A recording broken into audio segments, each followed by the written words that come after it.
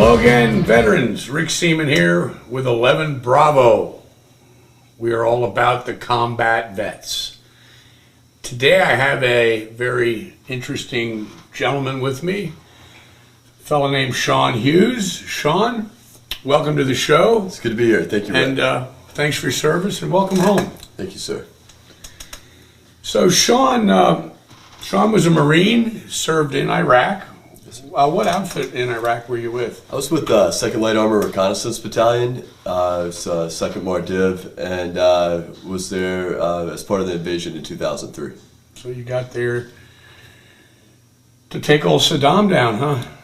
That was I guess the point. That was the point. Yeah. They found him in a hole a few months after I got back to the States. So. Okay.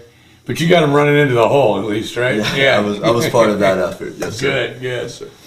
So what made you want to be a Marine? Because you joined right, when did you join? Before or after 9/11? Well, September 11th is why I decided to join the Marine Corps. That's it. Okay. And I grew up in theater, so it's probably a little bit of a different route than most guys take, to lead them into the Marine Corps and the infantry field.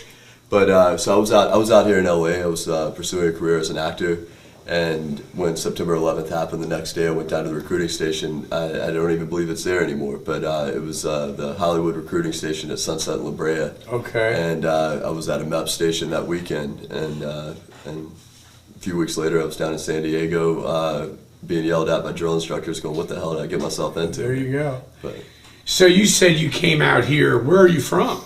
I was from Baton Rouge, Louisiana. Oh, really? Yeah. Now, had you done any theater stuff back there? I mean, I got started as a kid when I was about 7 years old. I was going to say you probably got started at a pretty young age. Yeah. Well, that's great. So you decided to take that career, bring it out to Hollywood, hit the big time. Right? Exactly. My day job paid the bills, but it paid the bills pretty well. I wasn't getting as much work as I would have liked, but I'm sure that there are probably several actors here in town that could say the same thing. Sure. But yeah, I was going after the only thing I'd ever wanted to do, but I just felt when I saw my nation under attack that it was the only choice for me. Yeah.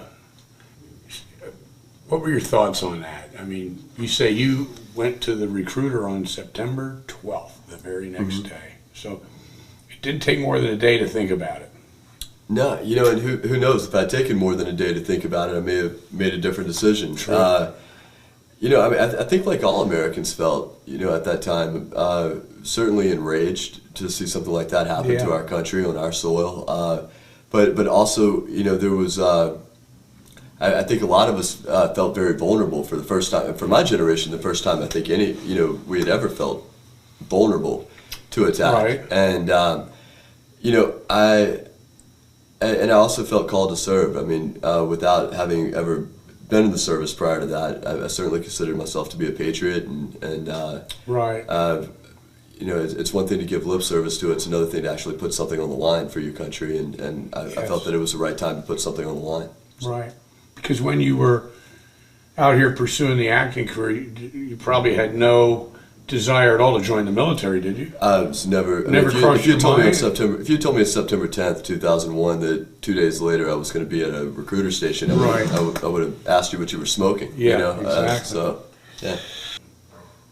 About patriotism, about going to take care of business. This is 11 Bravo, and we'll be right back.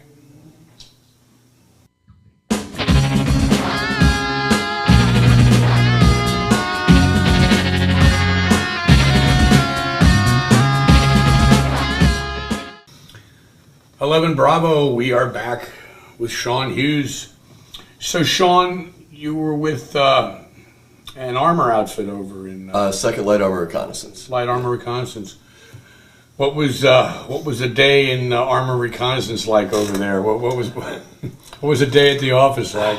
I was there as part of the invasion. I mean, I guess the first real action we encountered was just a couple days into the war, and that was in Nasiriyah. and we ended up pushing. I mean, from coming in from Kuwait, we were all the way up into Tikrit before we started working our way back down towards Kuwait to exit theater. You know, it's a day in the life of LAR. You know, I think probably similar to a lot of guys that have been in combat. I mean, you're hooking and jabbing, or you're moving. You know, right. and you know, and I guess that was the extent of it. I mean, there were a lot of encounters. It was a steady push north, and you know, and so that was really a big part of it. Was, you know, kind of the and finding that balance, because you have such an adrenaline rush as you go into a new village or town, and you take fire or whatever, and then it might be 2 or 3 days, and there's just a lag. I mean, you're just the miles. I mean, you just as you're pushing north, and so that was you know, it was tedious at times, I guess.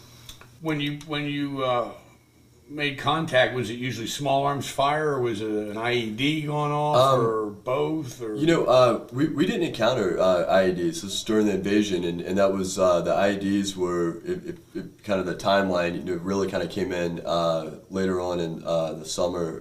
You know, after we had actually started drawing down forces, and so it was like as we started drawing down forces, insurgency started to kind of you know, fill that vacuum, I think. Right. And that's when a lot of the IED attacks started. So what we were encountering mainly was you know, small arms fire, AK-47s, RPGs, right. You know, that type of thing. So you were pretty much engaged with the elements of Saddam's military. Remnants of the Iraqi army. I mean, you know, I think we certainly ran into like some Fedayeen and things like that. You know, Republican Guard, but you know, the majority. I mean, the majority of Saddam's standing army, they just didn't put up much of a fight. I mean, they were. I don't think they were a very motivated enemy. Right. Maybe they were smart not to